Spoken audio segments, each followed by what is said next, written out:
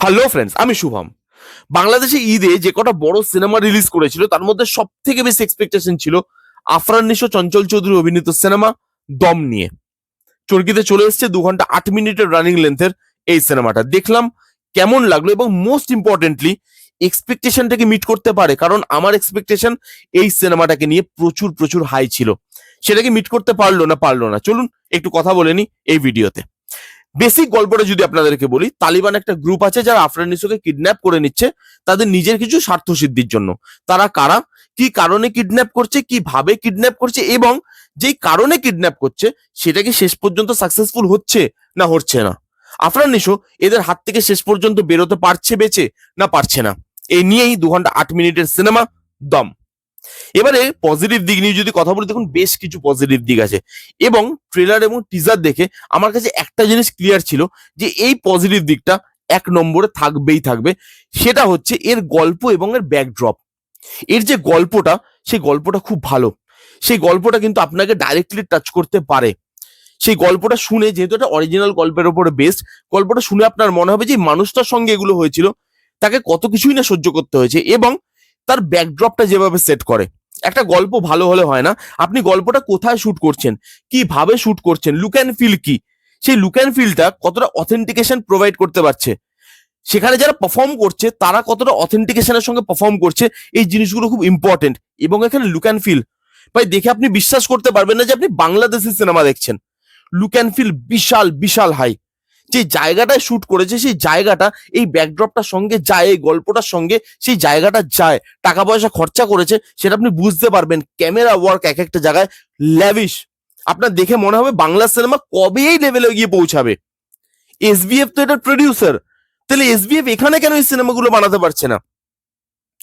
Outstanding look and feel, outstanding backdrop set, গল্পটা connection feel করায় আপনাকে, গল্পটা এতটা ভালো এবং যেভাবে জিনিসটাকে শুরু করে, যেভাবে জিনিসটা এগোতে থাকে, ইনিশিয়ালি না ইন্টারেস্ট আপনার হুক করে নেয়।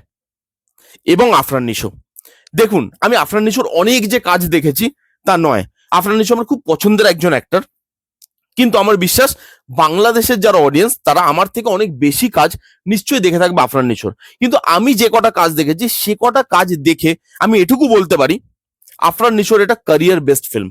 আমি জানি না আপনাদের জন্য কি, হয়তো আপনাদের জন্য অন্য জিনিস হবে, বিকজ আমার থেকে অনেক বেশি সিনেমা আফরান নিশোর আপনারা দেখেছেন যারা বাংলাদেশের অডিয়েন্স। কিন্তু আমি যে কটা সিনেমা দেখেছি তার মধ্যে this is the best performance. ওই পারফরমেন্সটা ম্যাজিক ক্রিয়েট করতে পারে। পেন, একটা মানুষের যে পেন, একটা মানুষের যে বাঁচার ইচ্ছে, তার যে দম ধরে রাখার ইচ্ছে, সেই জিনিসটা তার পারফরমেন্সে যেভাবে ফুটিয়ে তোলে, he is magician. Say magic দেখাচ্ছে এবং ম্যাজিকের পরে অডিয়েন্সের হাতে একটাই অপশন থাকে, সেটা হচ্ছে হাততালি দেওয়া। আপনি জাস্ট হাততালি দেবেন এই পারফরমেন্সটা দেখে। একটা সিন আছে, প্যান্টটা খুলে দিচ্ছে, সে কিচ্ছু বলছে না, তার চোখ থেকে জলটা গড়িয়ে পড়ছে। ভাই পারফরমেন্স দেখুন, অনেস্টি দেখুন পারফরমেন্সে। হিরোইন যে আছে তার পারফরমেন্সও খুব সুন্দর, খুব সিম্পল, সরল এবং সাধারণ পারফরমেন্স। কোথাও আপনার মনে হয় না যে অভিনয় করার চেষ্টা করছে। চঞ্চল চৌধুরী, তাকে নিয়ে নতুন করে কি বলবো, যেখানেই তাকে ম্যাজিক ক্রিয়েট করে। তার পারফরমেন্স এখানে ভালো হয়েছে, কিন্তু তার ক্যারেক্টারটা নিয়ে আমার কিছু কথা বলার আছে যেটা আমি পরবর্তীকালে বলবো। তার পারফরমেন্স ভালো, অনেস্ট, অথেন্টিকেশনটা প্রোভাইড করতে পারে। এখানে মিউজিকের কাজ বস, অসাধারণ মিউজিকের কাজ। এখানে প্রত্যেক কটা গান, যে কটা গান আছে এখানে, সে কটা গান না আপনাকে সেই সিনেমাটার সঙ্গে কানেক্ট ফিল করাতে পারে। গানের কি কাজ, সিনেমাটাকে এগোনো। এই গানগুলো এগোয়, একটা বিয়ের গান আছে, তারপরে একটা গান আছে, সেই গানগুলো এত ভালো, সেই গানগুলো শুনতে আপনার মনে হবে যে শুনতেই থাকি। এত ভালো মিউজিক, এত ভালো বিজিএম, এত সুন্দর সেখানে গানগুলোকে প্রেজেন্ট করা হয়েছে। এবং এই সিনেমার লাইটিং, লাইটিং দিয়ে যেভাবে সিচুয়েশন গুলো বুঝিয়েছে সেটা অসাধারণ। যখন পেনের মধ্যে আছে, দুঃখের মধ্যে আছে, তখন ডার্ক, অন্ধকার, কিন্তু যখন আবার ভেতর থেকে বাঁচতে চাইছে, আবার আশার আলো ফুটছে, তখন জিনিসটা ব্রাইট, উজ্জ্বল। এভাবে লাইটিং দিয়ে যেভাবে সিচুয়েশন গুলোকে বুঝিয়েছে সেটা আউটস্ট্যান্ডিং। মেকআপের কাজ ভালো এবং মেকআপও, এই যে অ্যাক্টিংটা, এই যে সিচুয়েশনটা, এই যে পুরো গল্পটা, সেটাকে আপলিফট করতে সাহায্য করছিল। কিছু ইমোশনাল জায়গা আছে যেই জায়গাগুলো সত্যি ইমোশনাল করতে পারে। একটা জায়গা আছে, একটা পশুকে মেরে দেবে, একটা বাচ্চা মেয়েকে মেরে দেবে। আমি কি বলছি, যারা যারা দেখেননি হয়তো এখন বুঝতে পারবেন না, সিনেমাটা দেখলে আপনি বুঝতে পারবেন ওই জায়গাগুলো সত্যি ইমোশনাল করতে পারে। এই ছিল মোটামুটি পজিটিভ দিক। আরো বেশি পজিটিভ দিক আমি আশা করেছিলাম, কিন্তু এইবার বাধ্য হয়ে মুভ করতে হচ্ছে নেগেটিভ দিকে। দেখুন, এটা একটা সার্ভাইভাল মুভি। সার্ভাইভাল মুভির সঙ্গে সব থেকে বেশি কানেকশন কখন হয় একটা অডিয়েন্সের? যখন হিরোকে আপনি বেশি পেনের মধ্যে দেখান, যখন হিরোর সামনে আপনি বেশি হার্ডেলস দেন, বেশি চ্যালেঞ্জেস দেন, আপনি তার পক্ষে জিনিসগুলো বেশি টাফ করে দেন, তবে তো হিরো হিরো হয়ে বেরোতে পারে। বাট এখানে আফরান নিশোর পক্ষে জিনিসগুলো খুব ইজি করে দিয়েছে। প্রথম দিকে জিনিসটি ইনিশিয়ালি না হোল্ড করতে পারে আপনাকে, কিন্তু যত সিনেমাটা এগোয়, বিশেষ করে সেকেন্ড হাফের পর, এত ইজি একটা টাইমে মারছে, একটা টাইমে তাকে নিয়ে গিয়ে জামাই আদর করছে, হঠাৎ করে একটা অচেনা জায়গায় গিয়ে বন্ধুত্ব তৈরি হয়ে গেল। সেই জায়গাগুলো এত ম্যাজিক্যাল, এবং যত সিনেমাটা এগোতে থাকে, বিশেষ করে লাস্টের 20 মিনিট এত ম্যাজিক্যাল, এত সিনেমাটিক লিবার্টি, আপনার না সিনেমাটার থেকে কানেকশনটাই চলে যায়। সিনেমাটার সঙ্গে যে কানেকশনটা তৈরি হয়েছিল, এই ক্যারেক্টারগুলোর সঙ্গে যে কানেকশনটা তৈরি হয়েছিল, সেটা কোথাও না দূরে সরে যেতে থাকে। একটা মানুষের সঙ্গে একটা মানুষের বন্ধুত্ব দেখাচ্ছে, তাহলে দুজন মানুষকে তো দেখাতে হবে বেশি করে। চঞ্চল চৌধুরী এবং আফরান নিশো, তাদের বন্ধুত্বটা ফুটেই আসে না, এবং সেখানে ডাইরেক্টর ভাবছে সেই বন্ধুত্বটা দিয়ে ইমোশনাল করবে। কিভাবে সম্ভব? চঞ্চল চৌধুরী ক্যারেক্টারটা প্রায় নেই বললেই চলে। আপনি চঞ্চল চৌধুরীকে নিচ্ছেন, বস চঞ্চল চৌধুরী এত ভালো অ্যাক্টিং করেছে, কিন্তু তার লেখাই ভালো হয়নি তার ক্যারেক্টারটা।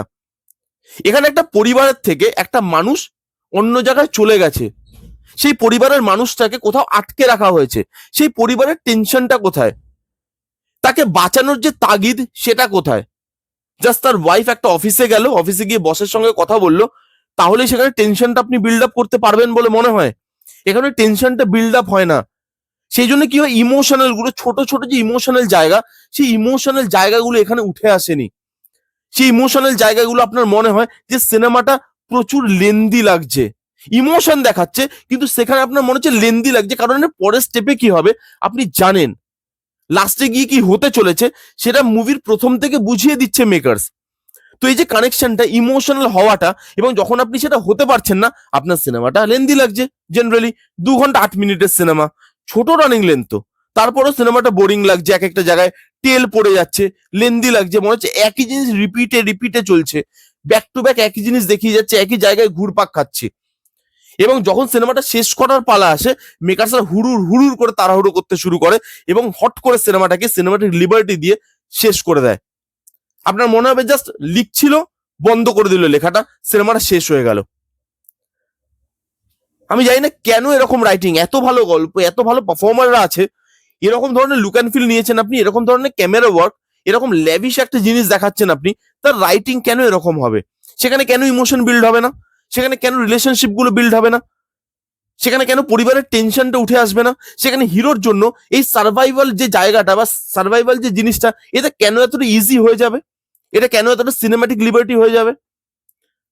কানেকশন সিনেমাটা পরের দিকে হারিয়ে ফেলে।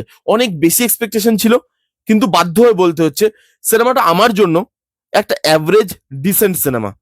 লুক অ্যান্ড ফিল দেখতে চাইলে, আউটস্ট্যান্ডিং ভিজুয়ালস দেখতে চাইলে, আউটস্ট্যান্ডিং পারফরমেন্স দেখতে চাইলে, এবং ভালো একটা গল্প যেটা আপনার ভেতরটাকে ছুতে পারবে, সেই মানুষটার কষ্টটা সেটা ফিল করাতে পারবে, তাহলে আপনি এই সিনেমাটা দেখতে পারেন। কিন্তু রাইটিং এর জন্য, ইমোশনের জন্য যদি আপনি এটাকে দেখতে বসেন, হিরোর পেন, সেই পেন বা দুঃখ বা সেই হার্ডেলস গুলো দেখার জন্য দেখতে বসেন, তাহলে আমি বলবো তাহলে সিনেমাটা আপনার খুব একটা ভালো লাগবে না, যেরকম আমার লাগেনি। ডিসেন্ট অ্যাভারেজ একটা সিনেমা। এই ছিল দম নিয়ে আমার রিভিউ। কারা কারা দেখেছেন, বাংলাদেশের অডিয়েন্সের কিরকম লেগেছে কমেন্ট করে জানাবেন। যারা যারা দেখবেন তারা দেখুন, এবং দেখে কমেন্ট করে জানান যে কিরকম লাগলো আপনাদের, কেমন লাগলো রিভিউটা জানাতে ভুলবেন না। ভালো লাগলে please give it a Thums up, like করবেন, কমেন্ট করবেন, শেয়ার করবেন, চ্যানেলটাকে মাস্ট সাবস্ক্রাইব করবেন। দেখা হচ্ছে নেক্সট কোনো ভিডিওতে, ততক্ষণ bye bye, take care and be safe.